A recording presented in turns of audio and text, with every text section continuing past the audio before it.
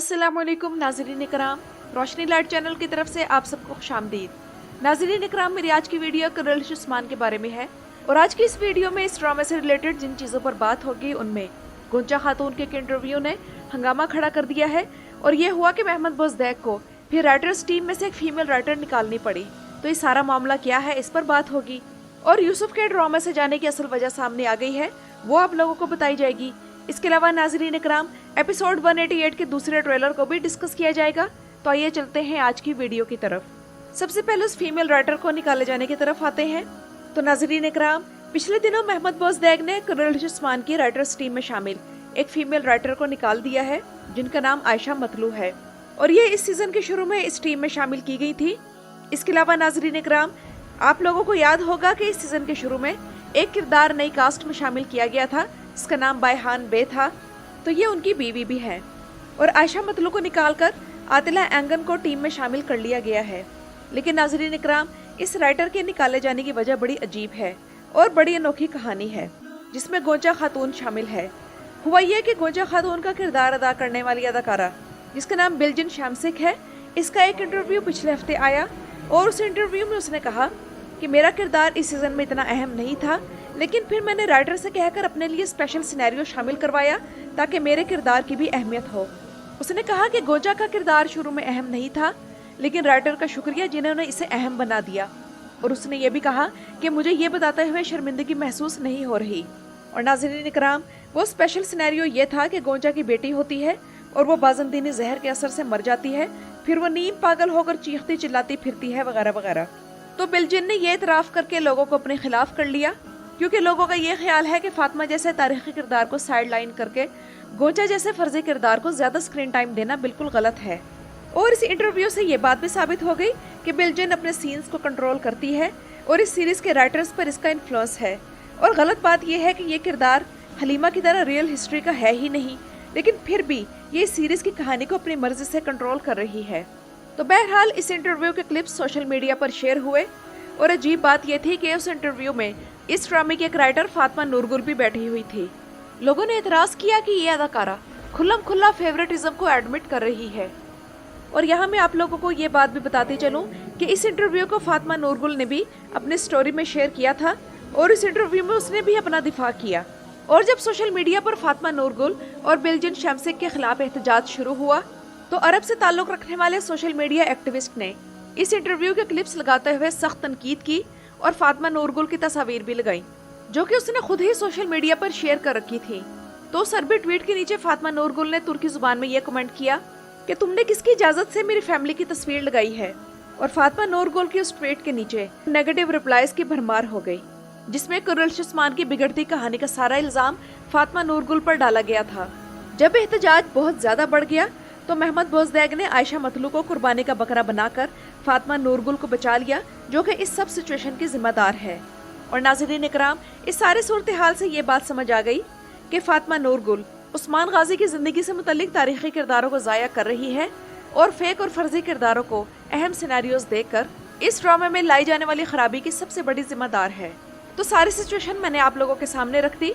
इस बारे में आप लोग अपनी क्या राय देना चाहेंगे मुझे कमेंट्स में ज़रूर बताइएगा। अब आते हैं इस तरफ कि यूसुफ की शहादत एकदम से क्यों दिखाई गई। तो नाज़रीन इकराम, कुरैश उस्मान में यूसुफ के किरदार की अचानक खत्म होने की वजह सामने आ गई है और वो ये कि यूसुफ का किरदार अदा करने वाला अदाकार जिनका नाम अली ओंसोज है, तो कुरैश उस्मान के एक सीन की शूटिंग करते हुए उन्हें क्रूशिएट लिगामेंट इंजरी हो गई है, इसलिए इन्हें इस किस्त में सिर्फ उसी मौके पर दिखाया गया जब उन्हें तलवार लगी। तो बहरहाल अच्छा हुआ कि क्लियर हो गया कि महमद बोज़दैक ने इनका किरदार खत्म नहीं किया, बल्कि वो खुद जख्मी होने की वजह से ये सीरीज छोड़कर गए हैं। लेकिन ओरहान और अलाउद्दीन के मामले में महमद बोज़दैक ने वाकई मसला खड़ा कर दिया है और सोशल मीडिया पर इस तरह की पोस्ट्स की भरमार हो गई है जिनमें सिर्फ यही लिखा हुआ है कि मैं इसलिए अलाउद्दीन को सपोर्ट करता हूँ या करती हूँ क्योंकि वो बाला का बेटा है और बाला बड़ी क्यूट है और उसने अलाउद्दीन की बड़ी अच्छी तरबियत की है और अलाउद्दीन ज़हीर और समझदार है। तो समझ से बाहर है कि बाला की फैंडम क्या चाहती है।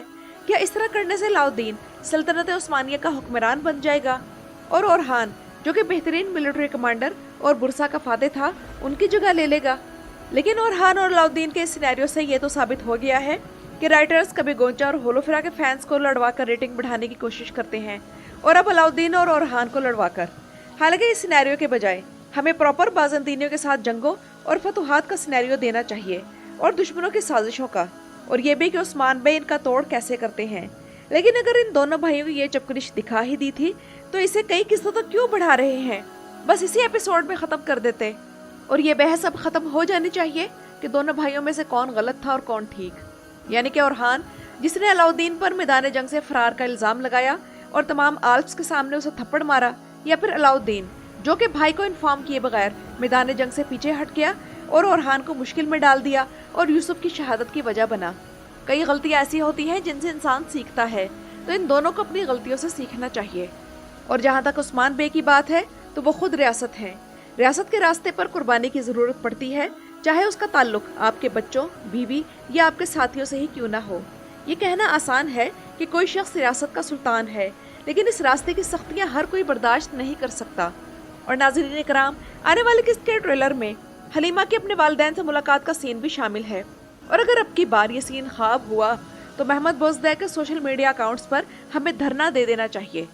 और मेरा ख्याल है कि हलीमा का राज खुलने के बाद अब अगर इस सीन में वो जिंदा बच गई और उसे ख़त्म ना किया गया तो उसके सीन ज़्यादातर उसके बहन भाइयों और वालिदैन के साथ होंगे, और फिर सीज़न 7 अगर आया तो उसमें वो नज़र नहीं आएगी। और ऑफिशियली हलीमा का राज कुरैश उस्मान की तारीख का सबसे लंबा मिस्टीरियस इवेंट बन गया है, यानी कि सबसे ज़्यादा लंबे अरसे तक चलने वाला राज। और कुरैश उस्मान के इन 6 सीजन्स में अब तक 131 दुश्मन आ चुके हैं, और सिर्फ 10 दुश्मन ही हलीमा के स्टोरी जितनी किस्तों में दिखाई गई है उससे ज़्यादा रहे। और अब जबकि हलीमा का राज खुलने जा रहा है, यानी कि बज़ाहिर लगता तो यही है, इसके बाद इन नए दुश्मनों को प्रॉपर स्क्रीन टाइम मिलेगा जो कि पिछली किस्त में शामिल किए गए हैं। लेकिन अब ये ना हो कि सोफिया हलीमा को ख़त्म करने की कोशिश करे। लेकिन यहाँ सबसे अच्छी बात यह है कि उस्मान और बाला को पता लग गया है कि उनकी बेटी कौन है। लेकिन नाज़रीन इकराम, मुझे लगता है कि ये सीन एपिसोड 188 का आखिरी सीन होगा, और इसके बाद तमाम हफ्ता हमें सस्पेंस रहेगा कि आगे क्या होता है, क्योंकि ये हो सकता है कि हलीमा सोफिया को कत्ल कर दे और फिर खुद भी ख़त्म हो जाए। और वैसे भी सोफिया और हलीमा की कहानी आपस में जुड़ी हुई है। अगर हलीमा मरती है तो फिर सोफिया के भी इस सीरीज़ में रहने का कोई जवाब बाकी नहीं रहता। लेकिन खबरें इसी किस्म की हैं कि सोफिया इस सीज़न के आखिर तक रहेगी, तो इस हिसाब से हलीमा का किरदार भी इस सीज़न के आखिर तक ही चलेगा। अगर अब बाकी ट्रेलर के हवाले से बात करें तो यही लगता है कि अलाउद्दीन अपनी बीवी गोंचा को लेकर कबीला छोड़ जाएगा और वहाँ रास्ते में उन पर हमला होगा जो कि क्लैडियस के आदमी होंगे। और इसके अलावा ओरहान बे अपनी पिछली शिकस्त का बदला लेने के लिए उस्मान बे के साथ दोबारा से बाज़ंतीनियों की उस करारगाह पर हमला करेंगे और अब की बार उन्हें फतह नसीब होगी। उधर बेगम खातून इस सारे सूरत हाल का फायदा उठाने की कोशिश कर रही है, लेकिन वो नाकाम होगी। और वैसे भी अब वो एक एक्स्ट्रा अदाकार की हैसियत से इस सीरीज में रह रही है, जो कि किसी भी वक्त खत्म किया जा सकता है। तो नाज़रीन इकराम, ये तो थी मेरी आज की वीडियो। अपनी राय का इजहार कमेंट्स में ज़रूर कीजिएगा। मेरे चैनल पर आने का शुक्रिया।